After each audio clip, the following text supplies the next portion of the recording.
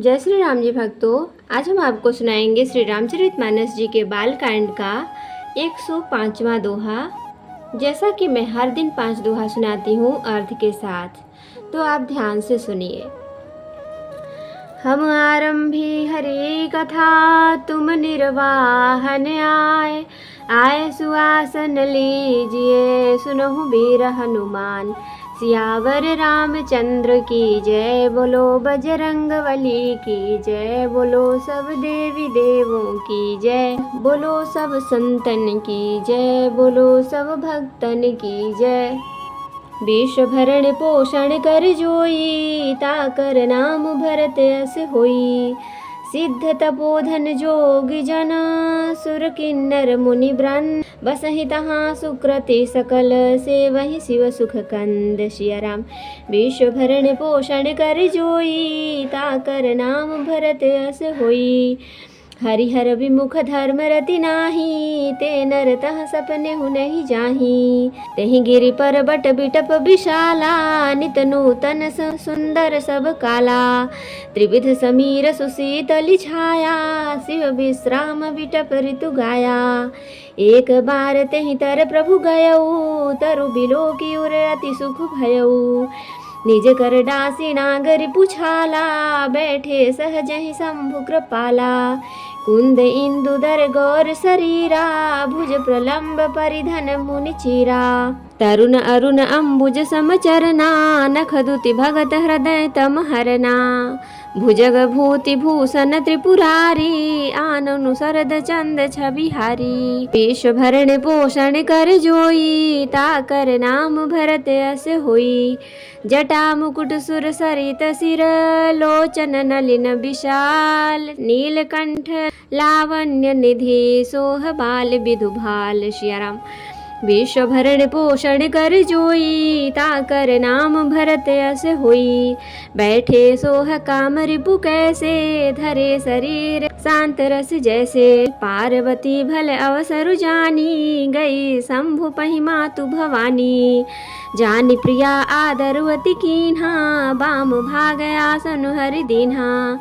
बैठी शिव समीप हर साई, पूर्व जन्म कथा चित आई। पति हित हेतु अधिक अनुमानी, बिहसी उमा बोली मृदुबानी। कथा जो सकल लोक हितकारी, सोई पूछन चह शैल कुमारी। विश्वनाथ मम नाथ पुरारी, त्रिभुवन महिमा विदित तुम्हारी। चर और अचर नाग नर देवा, सकल करहि पद पंकज सेवा। विश्व भरण पोषण कर जोई, ताकर नाम भरत अस होई। प्रभु समरथ सर्वज्ञ शिव, सकल कला गुण धाम। जोग ज्ञान वैराग्य निधि, प्रणत कल्प तरु नाम। सिया राम। विश्व भरण पोषण कर जोई, ताकर नाम भरत अस होई। जो मो पर प्रसन्न सुख राशि, जानिय सत्य मोहि निज दासी। तो प्रभु हरहु मोर अज्ञाना, कहि रघुनाथ कथा विधि नाना। जासु भवन सुर तरु तर होई, सही कि दरिद्र जनित दुख सोई। शशिभूषण अस हृदय विचारी, हरहु नाथ मम मति भ्रम भारी।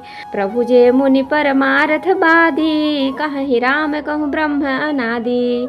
शेष शारदा वेद पुराना, सकल करहि रघुपति गुण गाना। तुम पुनि राम राम दिन राति, सादर जपहु आनंद आराती।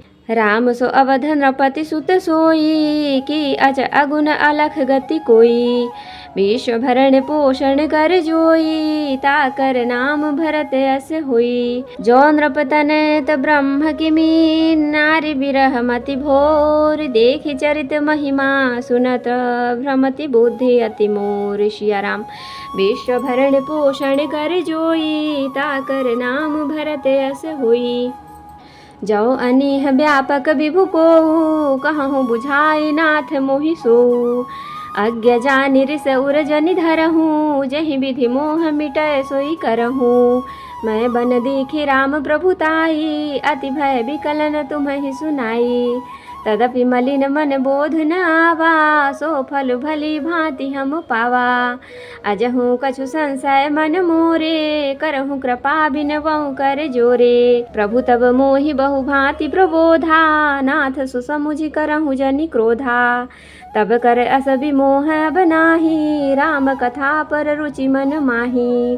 कहूँ पुनीत राम गुण गाथा, भुजगराज भूषण सुर नाथा। विश्व भरण पोषण कर जोई, ताकर नाम भरत अस होई। बंधों पद धरि धरनि सिर, विनय करम कर जोर।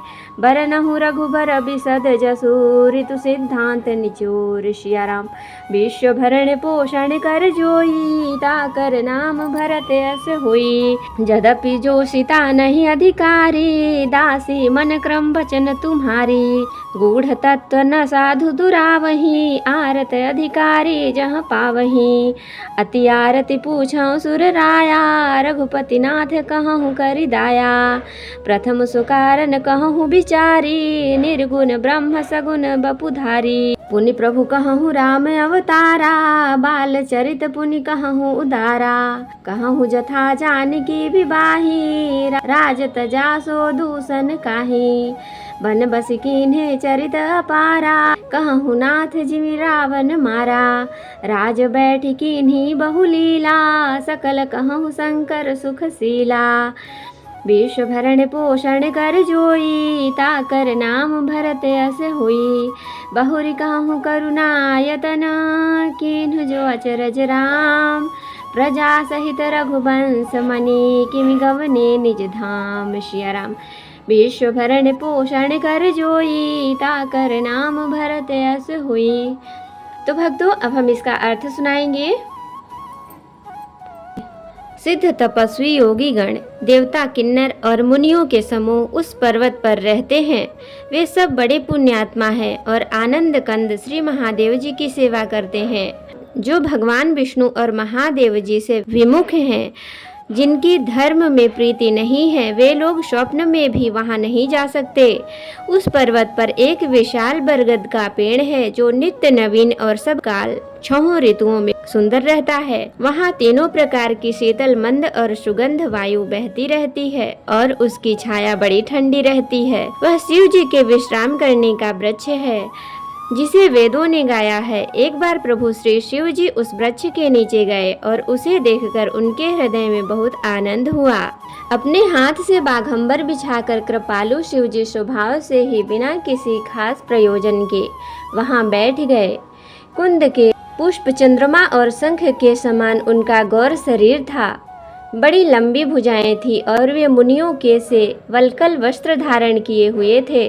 उनके चरण नए पूर्ण रूप से खिले हुए लाल कमल के समान थे। नखों की ज्योति भक्तों के हृदय का अंधकार हरने वाली थी। सांप और भस्म ही उनके भूषण थे और उन त्रिपुरासुर के शत्रु शिव जी का मुख शरद पूर्णिमा के चंद्रमा की शोभा को भी हरने वाला, फीकी करने वाला था। उनके सिर पर जटाओं का मुकुट और गंगा जी शोभायमान थीं। कमल के समान बड़े बड़े नेत्र थे। उनका नीलकंठ था और वे सुंदरता के भंडार थे। उनके मस्तक पर द्वितीय का चंद्रमा शोभित था।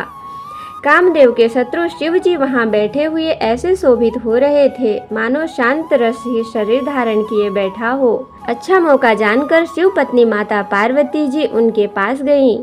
अपनी प्यारी पत्नी जानकर शिव जी ने उनका बहुत आदर सत्कार किया और अपनी बाईं ओर बैठने के लिए आसन दिया। पार्वती जी प्रसन्न होकर शिव जी के पास बैठ गईं। उन्हें पिछले जन्म की कथा स्मरण हो आई। स्वामी के हृदय में अपने ऊपर पहले की अपेक्षा अधिक प्रेम समझकर पार्वती जी हंसकर प्रिय वचन बोली। बालकल्य जी कहते हैं कि जो कथा सब लोगों का हित करने वाली है, उसे ही पार्वती जी पूछना चाहती हैं। पार्वती जी ने कहा, हे संसार के स्वामी, हे मेरे नाथ, हे त्रिपुरासुर का वध करने वाले, आपकी महिमा तीनों लोकों में विख्यात है। चर अचर, नाग, मनुष्य और देवता सभी आपके चरण कमलों की सेवा करते हैं। हे प्रभु, आप समर्थ, सर्वज्ञ और कल्याण स्वरूप हैं। सब कलाओं और गुणों के निधान हैं और योग, ज्ञान तथा वैराग्य के भंडार हैं। आपका नाम शरणागत के लिए कल्प वृक्ष है।